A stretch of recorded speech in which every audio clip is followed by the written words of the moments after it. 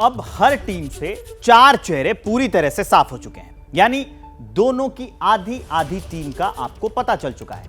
मोदी की तरफ से योगी, नीतीश और एकनाथ शिंदे और अन्नामलाई है, तो राहुल की टीम की तरफ से स्टालिन है, अखिलेश हैं, तेजस्वी हैं और केजरीवाल जैसे नाम हैं। लेकिन बड़ा सवाल यह है कि अगर टॉप ऑर्डर फेल हो गया तो क्या होगा? आप भी यही सोच रहे हैं ना? तो इसका जवाब है, और यह जवाब छिपा है 5वें और 6ठे खिलाड़ी में। इसमें वो पिंच हिटर है जो हर मुश्किल हालात से निपट सकते हैं, क्योंकि इस चुनावी लीग का गुरु कौन बनेगा, इसका सबसे बड़ा रहस्य इन्हीं चेहरों में छिपा है।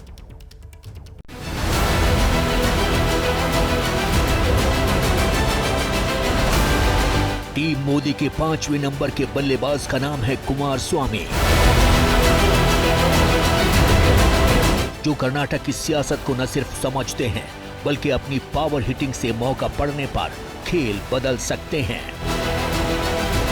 कर्नाटक में लोकसभा की 28 सीटें हैं। पिछली बार बीजेपी को साउथ में जो सबसे बड़ी सफलता मिली थी वो यहीं से मिली थी।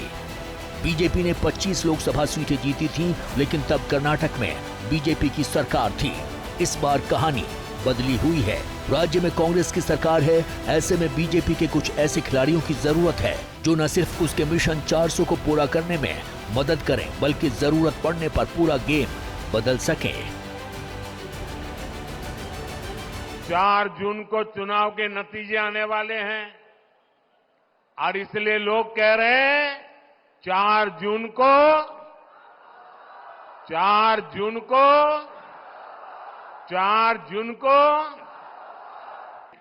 अब की बार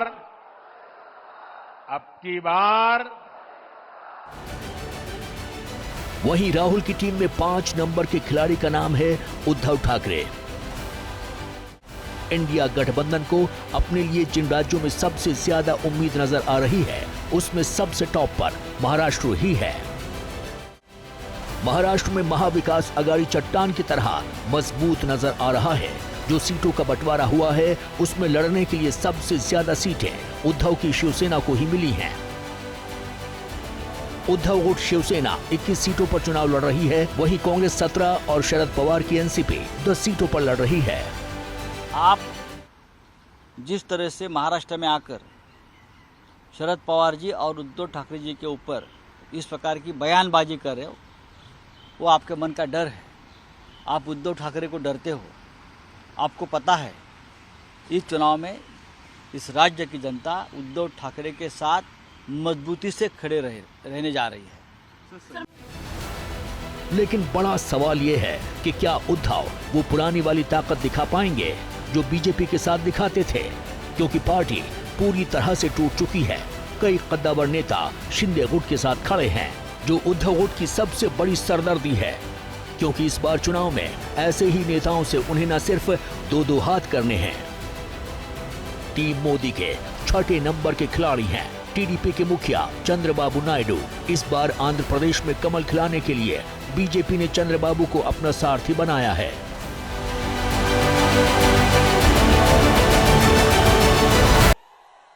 మా తమ్ముడు చెప్తున్నా యువతకి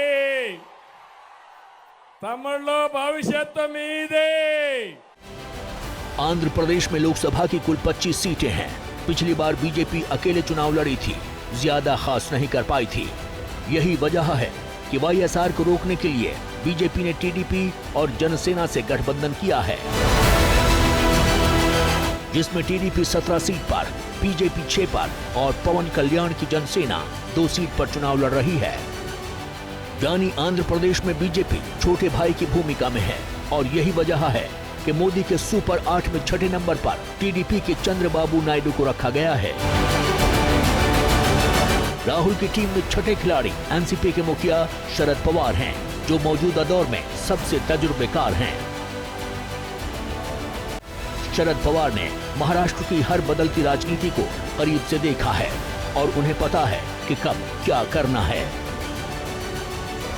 महाराष्ट्र से जिस तरह की खबरें आ रही हैं, लोग इस पूरे राजनीतिक प्रसंग को जो वहाँ चला है उसको देखकर बहुत क्षुब्ध हैं, और भारतीय जनता पार्टी, शिंदे शिवसेना और पवार एनसीपी को लेकर वहाँ जिस तरह का गुस्सा ज़मीन पर दिखाई दे रहा है, उससे इस बार के चुनाव नतीजों को आप देखेंगी तो पाएंगे कि वो काफ़ी हैरत अंगेज है। लेकिन जो मुश्किल उद्धव ठाकरे के सामने है वही शरद पवार के भी सामने है।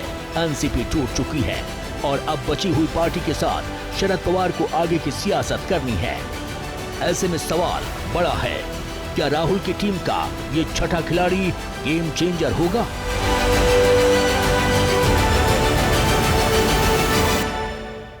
जैसे ही घड़ी का काटा दोपहर 2:30 पे आए, बबीता जी का दिल सास बहू साजिश के लिए मचल जाए। और ये है इनकी बहू, पूरे दिन ऑफिस की टेंशन हो जाए गॉन जब ये करें अपना फेवरेट शो फ्री टाइम पे ऑन। इनकी तरह आप भी देखिए अपना फेवरेट शो अपने टाइम पर और डाउनलोड कीजिए एबीपी लाइव ऐप अपने स्मार्ट टीवी पर।